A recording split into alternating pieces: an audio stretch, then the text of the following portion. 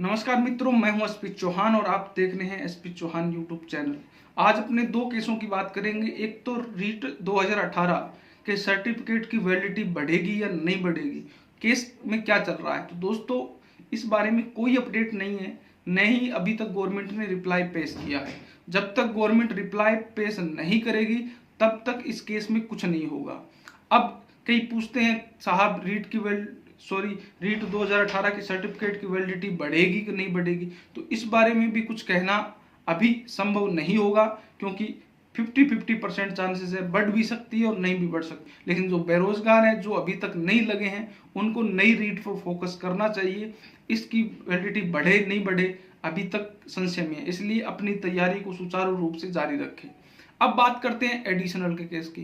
अब साथियों, अपना अपना व्यू होता है, मैं कई बार कुछ कह देता हूं। पिछले वीडियो में सिर्फ इतना ही कहा भी एडिशनल वाले मेरे भाई बहन हैं। तो भाई, सभी भाई भाई हिंदू ही तो हैं। जो मेरे को देख रहे हैं, चाहे वो एडिशनल वाला है चाहे एडिशनल वाला नहीं है, सभी भाई बंधु हैं, मेरे लिए सब समान है। सिर्फ न्यूज देना मेरा काम है। लेकिन फिर भी इस चीज का इतना बड़ा रूमर बना देते हैं, पता ही नहीं। साहब एसपी चौहान तो ये कह रहा है, अरे आपको न्यूज ही तो दे रहा हूं टाइम टू टाइम, और क्या चाहिए आपको।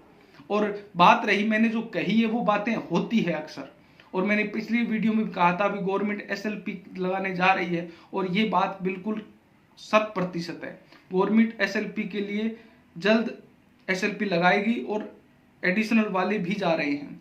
कई मेरे से पूछते हैं, साहब इस केस में क्या हो सकता है।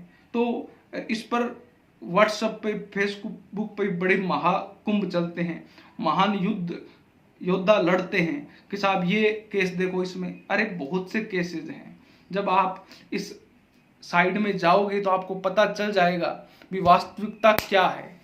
बहुत से केसेस आपको ऐसे मिलेंगे भी जहां पर एडिशनल बाहर हो रही है।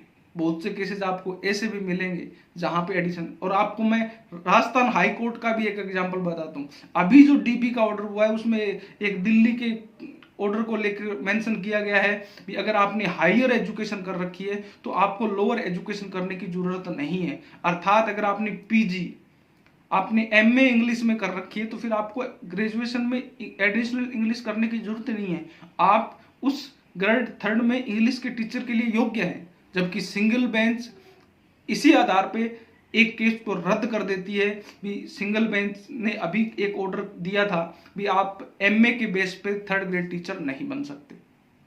बहुत से सुप्रीम कोर्ट के केस भी आपको ऐसे मिलेंगे, लैंग्वेज टीचर के लिए अलग, सब्जेक्ट टीचर के लिए अलग। तो ये अलग अलग मुद्दे हैं।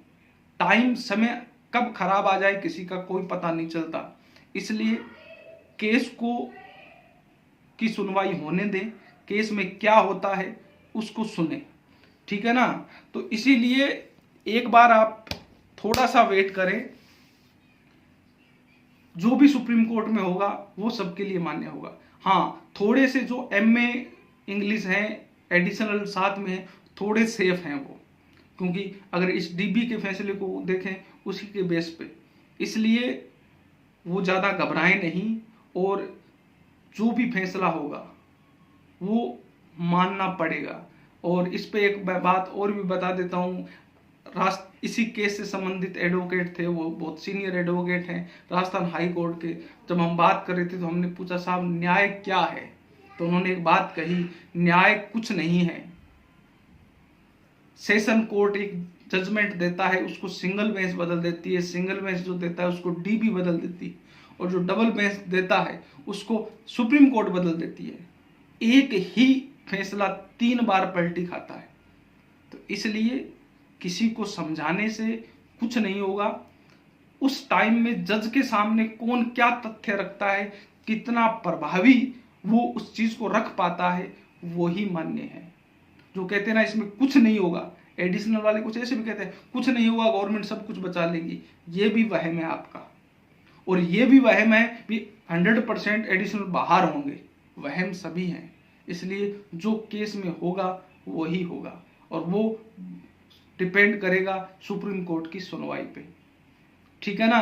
तो इसलिए किसी पे ब्लेम करना छोड़िए, धैर्य के साथ इंतजार कीजिए क्या होता है।